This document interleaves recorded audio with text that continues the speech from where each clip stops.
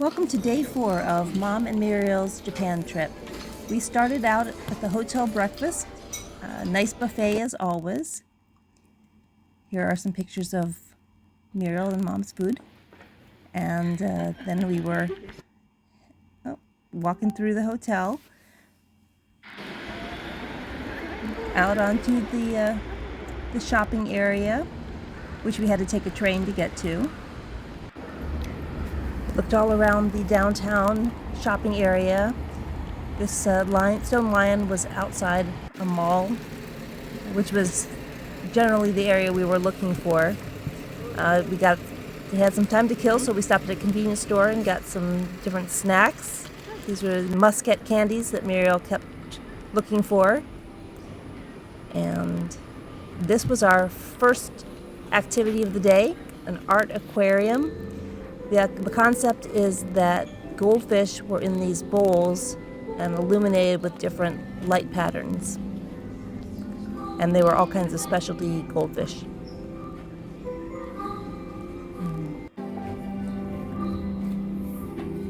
The bowl had a weird effect so that sometimes the fish would appear much larger or distorted.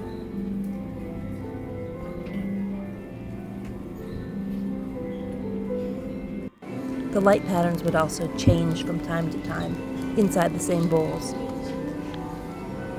Here are a whole set of individual cubes on strange angles. Yeah. Okay. I was just trying to get my camera. Okay. And there we are trying to get a picture in front of one of the strange cubes.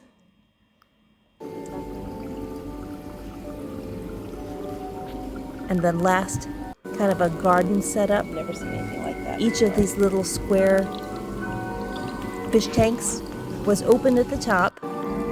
These ones had funky eyes. Muriel really did not like those. I think that one is called a bubble eye fish.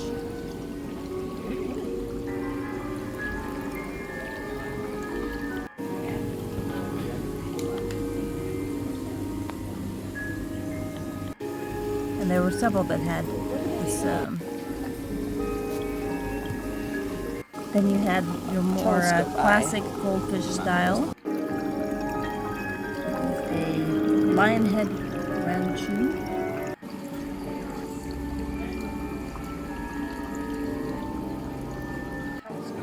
Oh, telescope eye. So, yeah, some of them were aptly named, some of them were rather confusingly named. This one was pretty. I like the tail on that one. Mama? This one. And then we're near the end of the exhibit. This was a giant, it's hard to tell how large it is, but it's, I don't know, maybe 200 gallons. The lights would change in the middle. And then there were tapestry panels that were hanging down that were really very pretty, but you couldn't see well because of the red light. Now back to more goldfish. We changed that room and went into another one, and here's Meryl panning back across.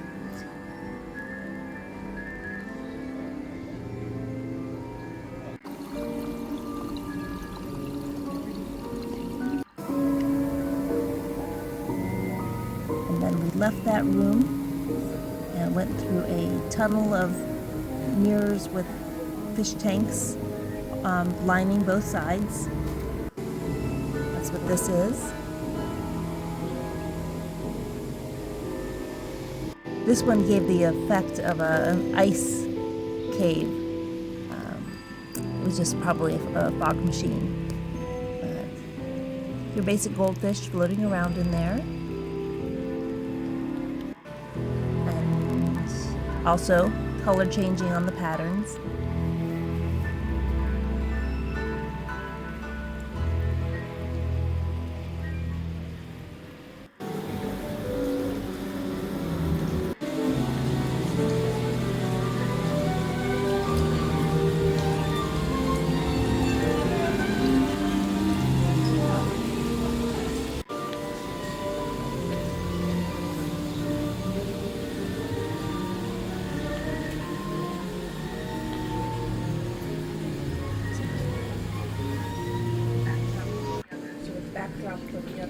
Here are these other ones that Meryl didn't care for again. Back to one final set of fish tanks set in the wall.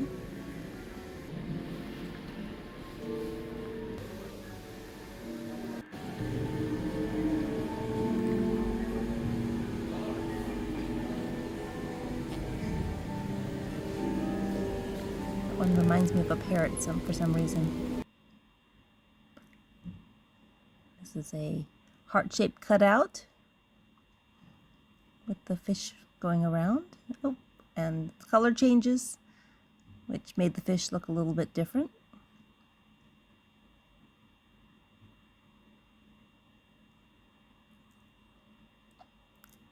So I thought this was too many pictures of fish, but Meryl said our family loves to look at fish pictures, so here you go.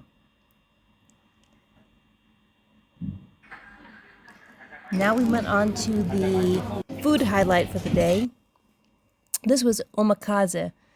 It was a set menu of different types of fish. Sushi being prepared by a chef in front of us. We couldn't take a picture of the chef, but these were the courses. And you can see each one was prepared slightly differently. A lot of knife work here. This was again a classic Japanese dessert, a jellyish thing with soybean powder. When we left there, Meryl just happened to see a whole bunch of very cool cars, one after another. Now this is where our day started to take a weird turn. We had tickets to Team Lab Borderless, but we thought it was the other Team Lab Planets.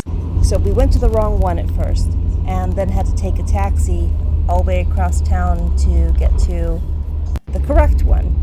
It was 15 minutes and a lot pricier than I thought it was going to be. But we finally got there, we got into the exhibit, and it was interesting. It was light displays and patterns, scenes. Here we are with the light against us. It was really well done, programming-wise. All of the movements that was on the screens would continue sometimes into the next room. So you might see animals or something that pranced across and just disappeared around the corner. This one had globes of light that were all over the room. The light patterns changed. It was light, dark, and mirrors, basically. Different colors, different patterns. It was kind of surreal to walk through.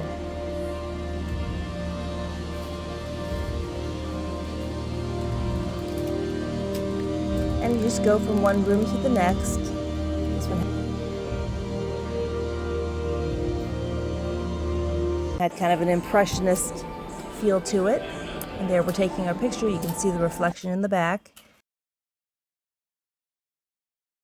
This room was cool. The floor and the ceiling were mirrored, and all of these globes had glittering lights in them that would change patterns. And it just felt that you were in this endless room of these glittering globes. Next room, we had a fog effect.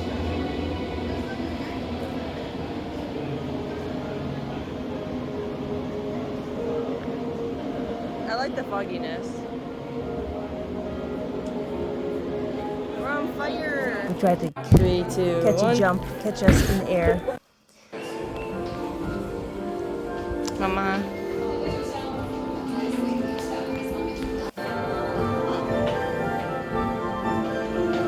These were all little rods with flat tops that had images projected on them, so we walked through them like a sea.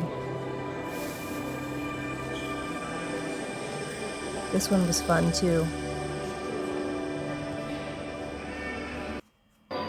pattern changed. The timing of the pattern changed, so that sometimes it was serene, sometimes it was frenetic.